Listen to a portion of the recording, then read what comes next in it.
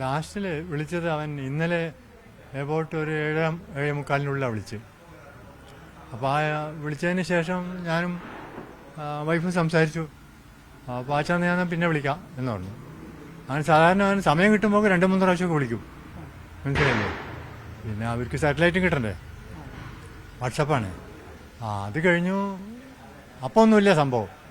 പിന്നെ ഏകദേശം ഒരു എബൌട്ട് 1 മണിക്ക് ഞാൻ ഊണിയഴിച്ച് ഒന്ന് കിടക്കുമ്പോഴാണ് ഈ ക്യാപ്റ്റൻ പ്രതാപ് എന്ന് പറഞ്ഞിട്ട് MSC മെഡിറ്ററേനിയൻ ഷിപ്പിംഗ് കമ്പനീൻ്റെ ഒരു ഓഫീസുണ്ട് ഇവിടെ ബോംബെയിൽ.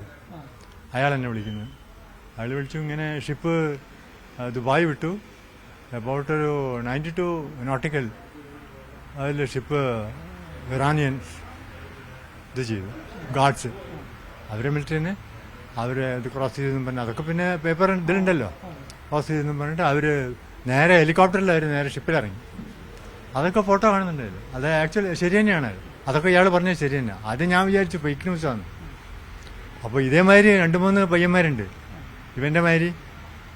അപ്പോൾ അവർക്കൊക്കെ വിളിച്ചിരിക്കുന്നു ഇവർ. അപ്പോൾ ശരിക്കുള്ള ന്യൂസാണ്. അങ്ങനെ അവർ സീസ് ചെയ്തു കഴിഞ്ഞു. പിന്നെ മൊബൈലും ഇതൊക്കെ അവർ സറണ്ടർ ചെയ്യുമല്ലോ, ചെയ്തേ പറ്റൂ. പിന്നെ ന്യൂസ് ഒന്നുമില്ല.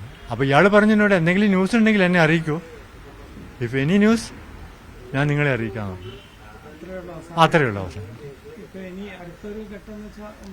അടുത്തൊരു ഘട്ടം എന്ന് വെച്ചാൽ ഇപ്പോൾ ഇറാനിലേക്ക് ഷിപ്പ് ടോ ചെയ്ത് കൊണ്ടുപോയി എന്നാണ് പറയുന്നത്. അങ്ങനെ ഞാൻ ഡിഫൻസ് മിനിസ്ട്രിയും ഹോം മിനിസ്ട്രിയൊക്കെ ആയിട്ട് നമ്മളൊരു ഫ്രണ്ട് ഉണ്ട് ഡൽഹിയിൽ, എൻ്റെ റിലേഷൻ തന്നെ. അപ്പോൾ അവർ കോണ്ടാക്ട് ചെയ്തപ്പോൾ ടോ ചെയ്ത് കൊണ്ടുപോയി എന്നൊക്കെയാണ് പറയണത്. അവനിവിടെ ഇറങ്ങേണ്ടതായിരുന്നു. ഇപ്പോൾ എൻ റൂട്ടാണ്, ദുബായ് ടു ബോംബെയാ. അപ്പോൾ ഇവിടെ ഇറങ്ങേണ്ടതായിരുന്നു. കേന്ദ്ര സർക്കാരിന്റെ ഭാഗത്ത് നിന്ന് എനിക്കൊരു കോളോ ഒന്നുമില്ല. ഞാൻ പിന്നെ നമ്മളെ രാഷ്ട്രീയപരമായിട്ട് ഇങ്ങനെ കുറച്ച് അതിലൊന്നും ഇപ്പോൾ കാര്യമില്ല. പക്ഷെ എൻ്റെ അഭിപ്രായത്തിൽ ക്രൂസിനൊന്നും പറ്റില്ല. ഒന്നുമില്ല, ആരും ബന്ധപ്പെട്ടില്ല.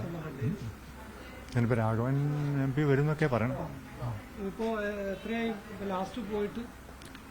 പോയിട്ട് അവൻ സെപ്റ്റംബറിൽ പോയതാ.